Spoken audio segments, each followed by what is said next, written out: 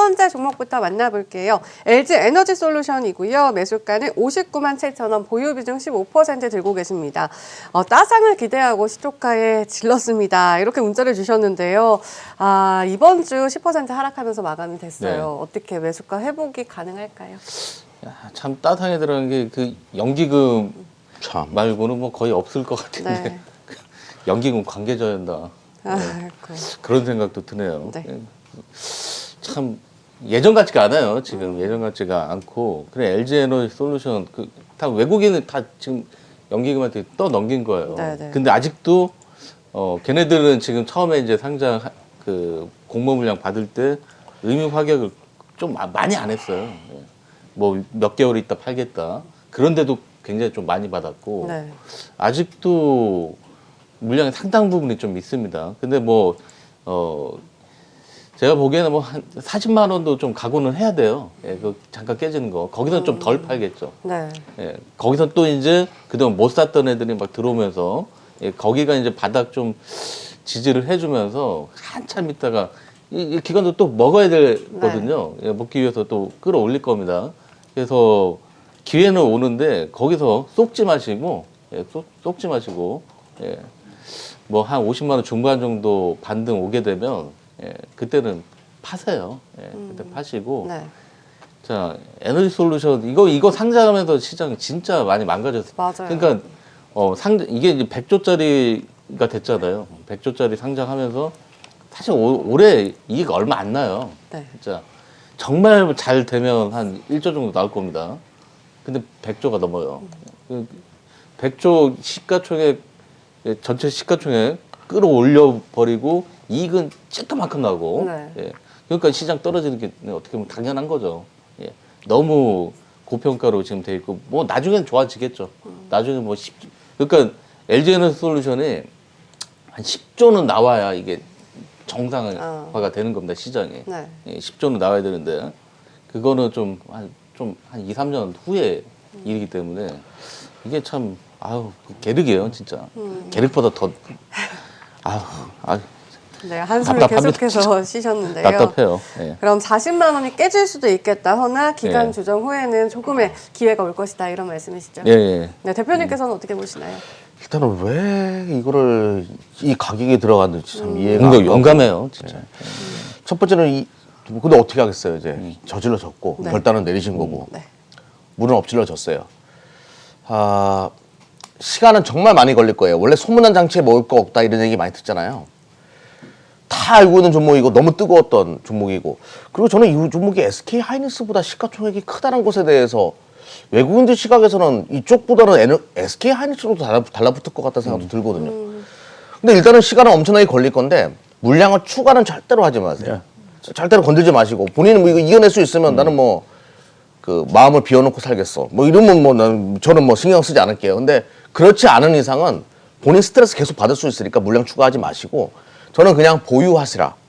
언젠가는 갈 거예요. 근데 뭐는 워낙 또 글로벌 시장에서 기술력이나 또 배터리는 대한민국이 최강국이고 LG 에너지 솔루션이 기술력 또한 뭐 최고의 기술력을 자랑하고 있기 때문에 그냥 들고 가는 건 맞는데 시간은 걸릴 것이다. 15% 한 5년 적금 들었다. 이렇게 아이고. 생각하시고 그냥 내비두시면 될 것 같아요. 네. 좀 기간이 많이 걸릴 수 있겠지만 그래도 좀 보유를 해보자 이렇게 말씀해 주셨습니다. 두 번째 종목 만나보도록 할게요. MC넥스이고요. 매수가는 54,000원을 보유 비중 20% 들고 계십니다. 자율주행 카메라가 들어간다고 해서 매수를 하셨다고 해요. 현재 MC넥스 51,000원대 나타내고 있는데요. 이 종목 앞으로의 전망 어떻게 보시나요? 좋죠. 예, 정말 좋습니다. 올해는 작년에는 이제 스마트폰 쪽이 굉장히 좀 안 좋았어요. 예, 그쪽이 안 좋았고 실적도 굉장히 좀 둔화가 됐었고 올해는 뭐 그 비메모리 좀 많이 이제 좀 풀리는 시기잖아요. 그래서 스마트폰 쪽도 삼성전자 이제 뭐 A 시리즈나 이런 것들 좀 많이 팔릴 겁니다. 그리고 리오프닝이면 그래도 이제 스마트폰은 들고 다닐 거 아니에요. 네. 예. PC는 조금 덜 팔려도. 예. 그래서 뭐 그런 부분을 감안한 MC넥스 우리 이제 일단 실적은 좀 괜찮고 거기다가 이제 자율주행 카메라 쪽으로 MC넥스만큼 준비가 된 데는 사실상 없어요. 예. 그러니까 오히려 뭐 LG 이노텍 이런 데보다 더 제가 보면 또 잘하는 것 같아요. 기술에서 그런가요? 있어서 네. 뭐 10년 전부터 준비를 했거든요. 예를 들어 그 이전부터 2010년 이전부터 카메라 그 자동차 쪽 카메라에 굉장히 준비를 많이 해왔기 때문에 기술력도 상당히 올라가 있습니다. 그런 부분을 감안하면 그냥 이게 주가도 사실 안 빠졌어요. 시장 폭락할 때 대비하면 네. 굉장히 견고했던 거고 뭐 가져가요. 그냥 가져가면. 그럼 매수가 와도 더 수익까지도 가능하다 이런 뭐 말씀이시죠? 얼마까지 갈지 모르겠어요. 그냥 그거는 뭐 이경래 이게 대표님께 이득가 여쭤볼까요? 넘기겠습니다. 대표님께서는 목표가 어느 정도까지 보시나요? 네. 신흥국에 살아요. 자, 보복적 소비가 시작돼. 뭐부터 살 것 같아요? 신흥국에 살아요. 신흥국에서. 예, 저기 인도네시아 이런 얘기하면 되나? 너무 국가를 비하하는 것 같은데. 아무튼 동남아시아 쪽에 네. 산다. 브라질 뭐 이런 데 산다. 휴대폰 사겠죠. 신흥국에서 최고 가소비는 휴대폰이에요. 스마트폰이에요. 스마트폰 관련돼 가지고 MC넥스 저가형 스마트폰에 들어가고 삼성 시리즈에 그러다 보니까 거기에 반사이익을 얻을 것이다. 또 비메모리 반도체도 부족 현상도 해소된다는 전제를 깔았을 때 휴대폰 판매량 나쁘지 않을 거예요. 그리고 두 번째는 자동차인데 우리 24시 클럽에서 카메라는 우리가 이게 안 해요. 포트에 편입을 안 해요. 자율주행 쪽에서. 이유가 있나요? 모르겠어요. 진짜 모르겠어요. 뭐가 차세대 주도주로 떠오를지 카메라 쪽은 분석하면 할수록 어려워요. 이거는 너무 진짜 찾기가 어려워요. 하는 데도 많고 변수도 좀 많고. 경쟁자도 많고. 근데 자동차는 검증받은 기업을 좋아하는 건 사실이에요. 그런 측면에서 MC넥스가 현대 기아차에 지속적으로 납품해 왔던 업체고 뭐 애플이랑 또 뭐 얘기가 오고 가고 있던 것도 사실인데 그거는 이제 아직까지는 결과는 안 나왔고 등등 MC넥스는 이래저래 자동차 쪽에서는 검증받은 기업이니까 나쁘지 않을 것이다라고 판단을 해요. 그래서 홀딩하는 전략도 맞을 것 같고 그래서 저는 신고가를 넘어갈 것이다라고 보고 있기 때문에 일단은 그 고점이었던 66,500원대 이상까지는 끌고 가 보자라고 저도 말씀을 드릴게요. 네, 전 고점까지는 조금 더 보유를 해보자 이렇게 말씀을 해주셨습니다. 다음 종목 만나볼게요. 테스나이고요. 매수가는 51,000원에 보유 비중은 40% 들고 계십니다.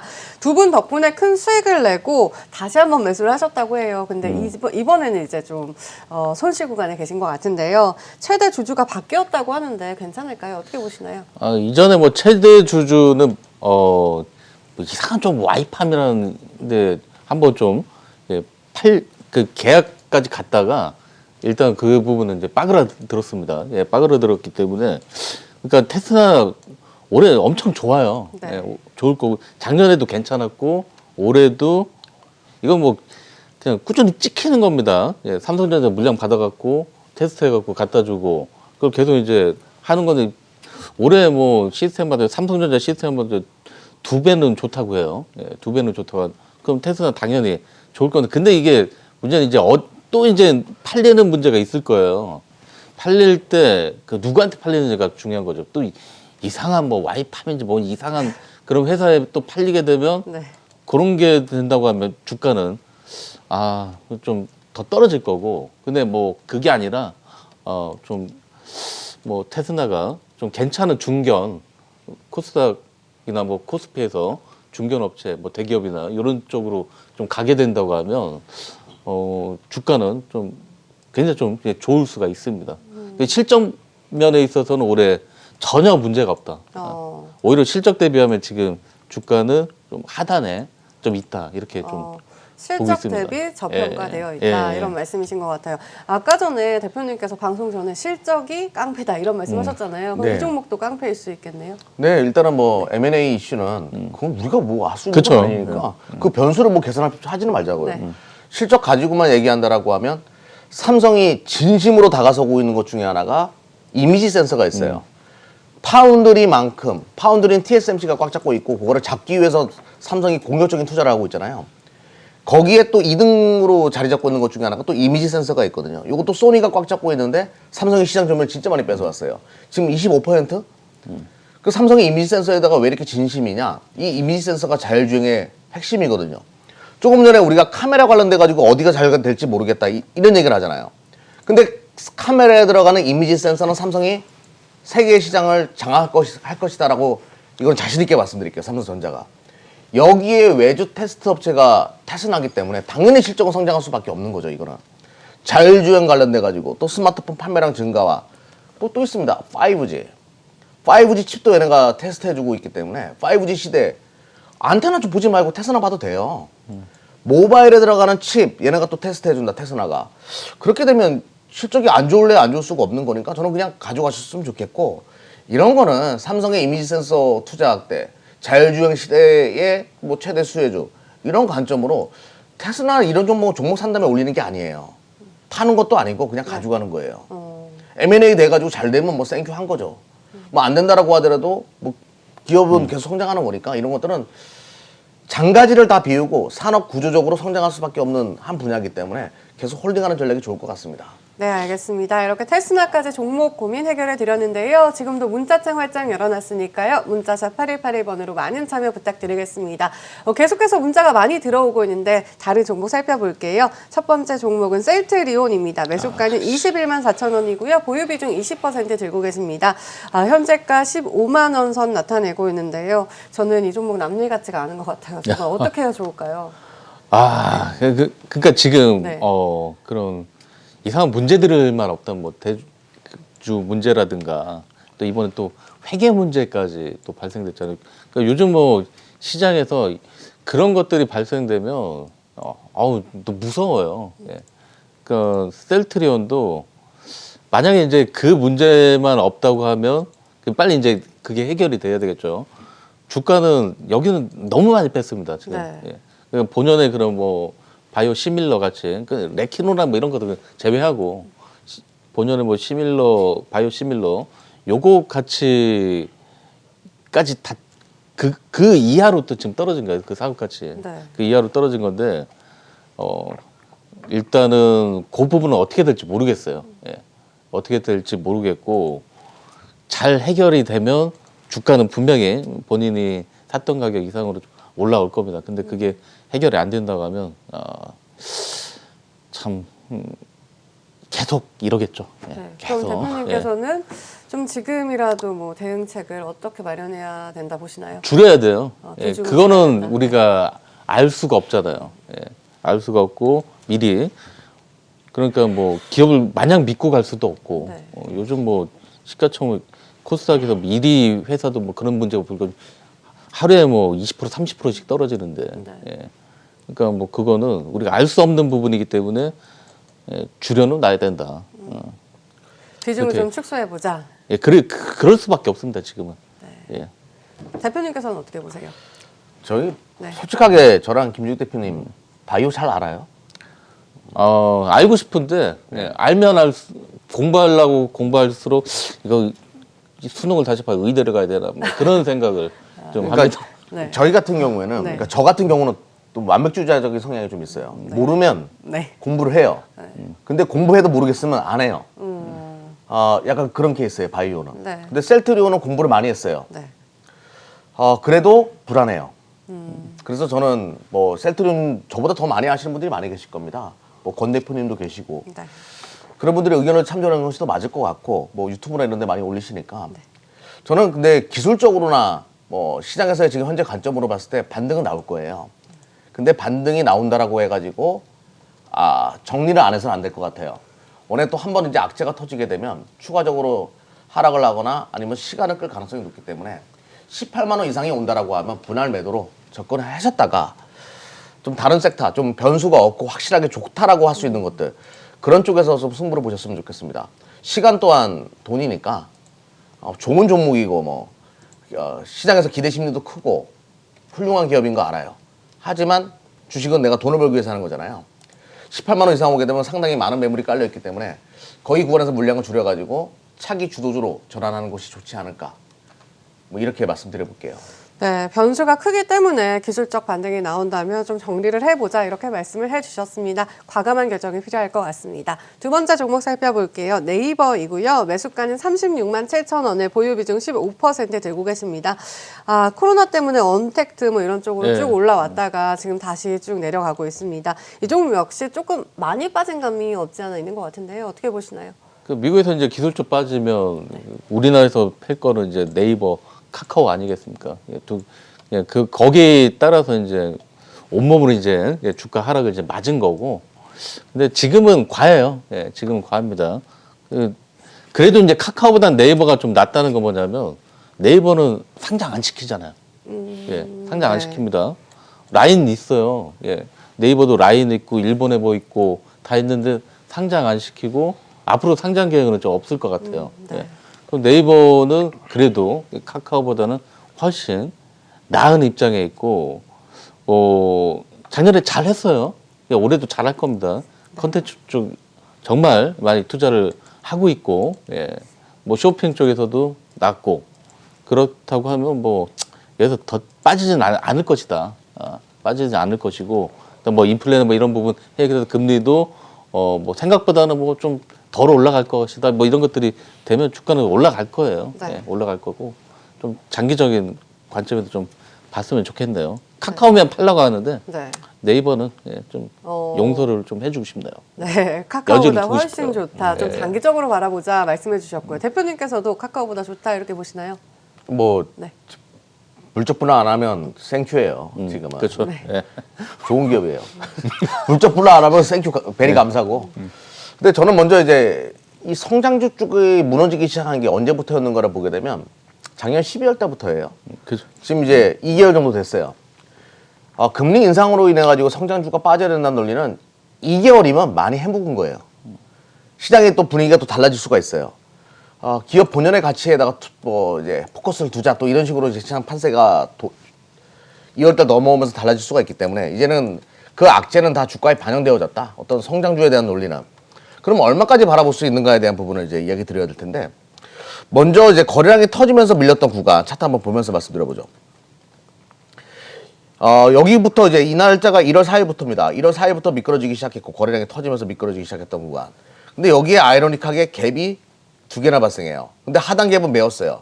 상단에 갭이 하나 있습니다.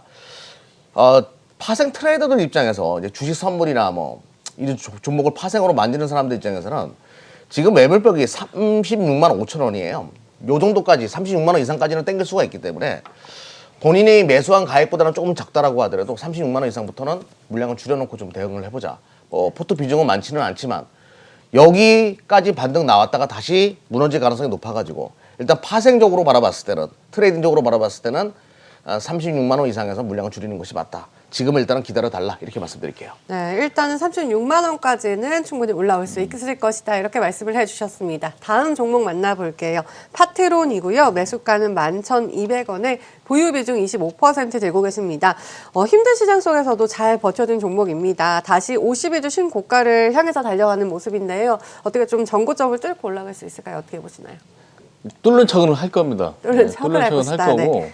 그래서 뭐 그러면 근데 파트론도 최근에 좀 그래도 시장 대비해서 좀 굉장히 좋고 했던 거는 얘도 이제 뭐 자동차로 좀 그쪽으로 얘도 카메라 모듈 뭐 MC넥스 파트론 서로 뭐 경쟁사예요. 네. 예. 근데 뭐 프리미엄 쪽으로 이제 파트론은 영업이 잘 돼 있고 예전에 또 이제 파트론은 태생이 삼성 뭐 전기 뭐 이쪽 계열이에요. 이쪽 계열 떨궈져 나간 거고 파트론에 계속 이제 뭐 삼성 물량 받으면 근데 모바일 쪽이에요.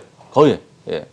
뭐 MC넥스처럼 자동차 준비한 건 좀 얼마 안 됐습니다. 그래서 자동차 쪽으로 어떻게든 막 늘고 하려고 하고 있는데 MC넥스만큼은 아니라 보고 차라리 두 개를 갖고 좀 팔아서 MC넥스를 나는 뭐 카메라 모드 무조건 해야 되겠다. 예, 그런 입장이면 팔아서 이거 이경래도 잘하잖아요. 뭐 반반이라는. 네. 양념 뭐 그게 낫지 않을까 싶네요. 네, 알겠습니다. 대표님께서는 어떻게 보시나요? 분산시키는 건 좋은 것 같아요. 카메라 쪽은 어디가 승자가 될지 몰라가지고 분산시키는 게 맞을 것 같고. 근데 파트론도 뭐 팔 이유는 없어요, 저는. 이거 뭐 계속 가져가는 것이 맞다. 시장 대비해서 강하다라고 얘기했잖아요. 차트 보면서 얘기해볼까요? 시장이 그렇게 폭락을 했는데 강하다. 그 이유는 이것도 아다스 관련된 종목이기 때문이에요. 자율주행에 아다스에 카메라 들어가야 되거든요. 모든 거는 지금 다 자율주행에 포커스를 두고 있어요. 요만한 스마트폰에 들어가는 카메라나 요만한 스마트폰에 들어가는 기판이 자동차에 들어간다? 새로운 가전이 만들어졌는데 엄청 큰 가전이야. 가장 고부가 가치의 가전이에요. 지금 시장이 이렇게 이쪽은 시장에 폭락이 와도 나는 들어 올려야 돼. 이런 논리가 붙는 건 당연한 거거든요, 지금. 그 내가 지금 어디에다 포커스를 두는가? 강한 종목에다 포커스를 두는 것이 맞다라는 얘기죠. 그런 관점으로 파트로는 뭐 잘 가지고 계시는 것 같고, 또 다행히도 수익이고 축하드리고 계속 가져가는 전략.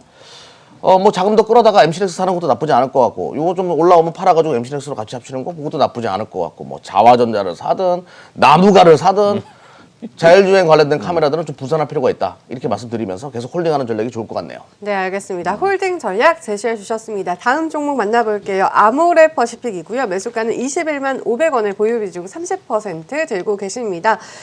이 종목도 안타까운 종목 중 하나인 것 같은데요. 지난 5월에 30만 원까지 주가 터치했다가 현재는 반토막이 나 있는 상황입니다. 아까 전에 이경락 대표님께서 리오프닝주 좀 네. 바라봐야 한다 말씀해 주셨는데 포함이 될까요? 일단 아모레퍼시픽이 중국의 그 중국인들 목을 매는 그런 애들이잖아요. 네. 네. LG 생활건강도 마찬가지고.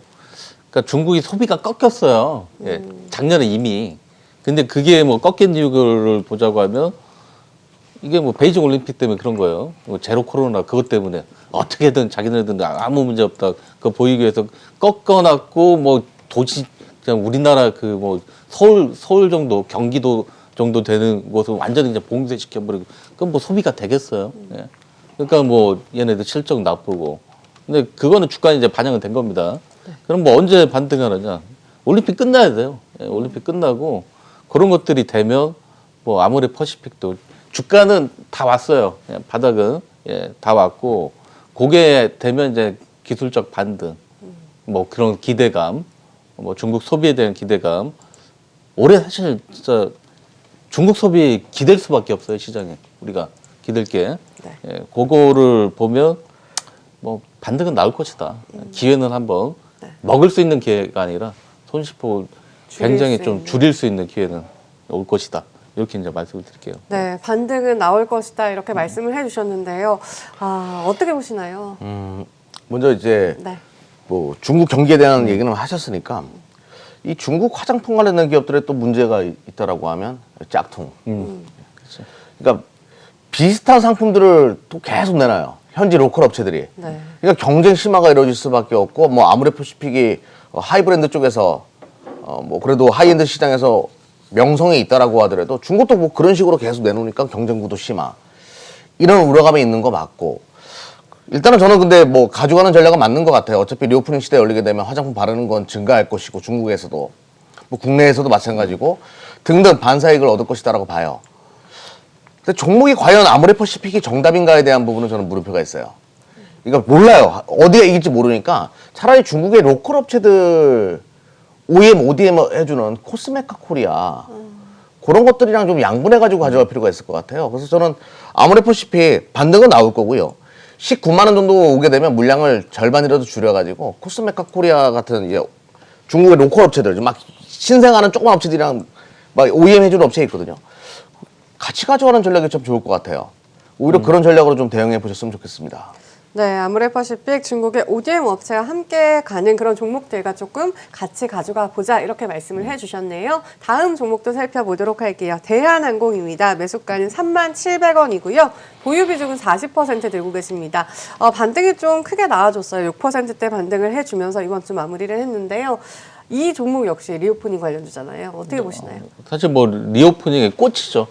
대표 꽃이다. 종목이고 뭐 항공주 될 수밖에 없고. 근데 뭐 그런 애들은 안 되죠. 사실 뭐 제주항공이나 이런 애들 한참 걸릴 거고 여객 하나만 보고 그러기에는 또 변수들도 너무 많고 대한항공 4사분기 실적 보고 놀랐어요. 역대 최대. 뭐 7천억 어떻게 네. 찍었나. 이게 물건이 사람보다 나은 거예요. 예, 물건이 사람보다. 네. 예, 사람이 워낙 이제 사람 같지가 않아서 그런가.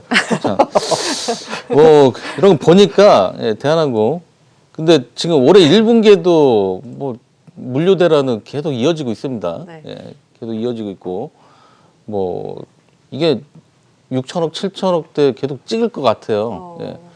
그 중국도 이제 뭐 공장 뭐 돌리고 하게 또 이제 거기서 이제 왔다 갔다 하게 되면 물류 부분은 계속 이익률을 좀 유지할 것 같고 그 여객도 뭐 2분기 되면 뭐 한 2, 3월부터는 좀 살아나겠죠. 예. 예, 우리도 코로나 정점 찍고 가기 시작하면 예, 뭐 괜찮을 것 같습니다. 뭐 가면 하와이나 이런 데부터 먼저 가지 않겠습니까? 그러면 이쪽 노선은 뭐 대한항공, 아시아나항공 이런 쪽이 다 노선을 갖고 있고 뭐 그것도 노선 조정한다고 뭐 공정에서 뭐 한다고 하는데 뭐 그런 부분들도 한참 뒤에 있는 일이니까 예, 뭐 괜찮을 것 같아요. 목표가는 어떻게 우리 이경락 대표님께 여쭤볼까요? 뭐 계속 들고 가세요. 네. 예, 뭐 이제 사람도 나르기 시작할 거예요. 예. 사람 나르면 물건 덜 나르는 거 아닌가요? 아우, 난리 나겠죠. 이제 그럼 가격이 올라가겠죠. 이것만 설명드릴게요. 네. 우리가 코로나 이전에 100명이 비행기를 탔다고 칩시다. 그러면 지금 4명이 비행기를 타요. 그런데 코로나 이후에 정상화돼요. 그럼 100명이 타냐? 아니에요. 밀렸던 수요가 폭발적으로 증가하기 때문에 300명, 400명 타요. 그러면 물류 대란에 여객 대란. 뭐 그러면 게임 끝난 거죠. 계속 가져가는 전력이 맞겠고 또 대한항공 차트 보십시오. 시장 빠질 때 안 밀려요. 돌았을 때 더 빠르게 돌아서죠. 네. 이런 게 센 거예요. 이런 거는 관심 있게 보셔야죠. 알겠습니다. 계속 들고 가세요. 예.